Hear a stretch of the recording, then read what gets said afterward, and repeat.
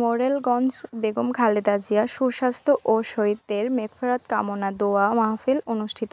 আমাদের প্রতিনিধি মোহাম্মদ নাজবুলের মোরেলগঞ্জ থেকে পাঠানো ভিডিও চিত্রে থাকছে বিস্তারিত। বাংলাদেশ জাতীয়তাবাদী মুক্তিযুদ্ধের প্রজন্ম দল, যুবদল ও ছাত্রদলের উদ্যোগে বিশেষ দোয়া ও মিলাদ মাহফিল অনুষ্ঠিত হয়েছে। রবিবার 16 মার্চ বাগেরহাটের মোরেলগঞ্জ উপজেলা দৈবঘাটি ইউনিয়নের 25 নম্বর জোকা সরকারি প্রাথমিক বিদ্যালয়ের মাঠে এই আয়োজন করা হয়।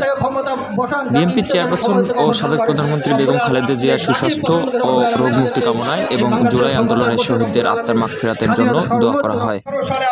অনুষ্ঠানে প্রধান অতিথি ছিলেন বাংলাদেশ জাতীয়তাবাদী মুক্তিযুদ্ধের প্রজন্ম দলের কেন্দ্রীয় সাধারণ সম্পাদক মোহাম্মদ ইব্রাহিম হোসেন। আজকে যে দিনটি পেয়েছি, এই দিনটি মুখ্য ছিল, আপনাদের সাথে কথা বলতে পারবো, এই দিনটির অপেক্ষায় ছিলাম, সেই দিনটি হাতে পেয়েছি।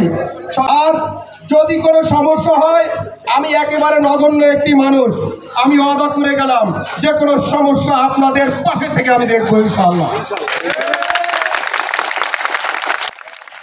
বিশেষ অতিথি হিসেবে উপস্থিত ছিলেন বাগেরহাট জেলা ও স্থানীয় বিএনপি, যুবদল ও ছাত্রদল নেতৃবৃন্দ।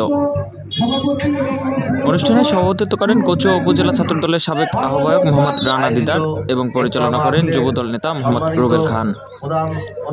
দোয়া অনুষ্ঠানে নেতৃবৃন্দ বেগম খালেদা জিয়ার দ্রুত সুস্থতার জন্য প্রার্থনা করেন এবং গণতন্ত্র পুনরুদ্ধারের জন্য আল্লাহর রহমত কামনা করেন। এছাড়া জুলাই আন্দোলনের শহীদদের আত্মার মাগফিরাত কামনায় বিশেষ মোনাজাত করা হয়।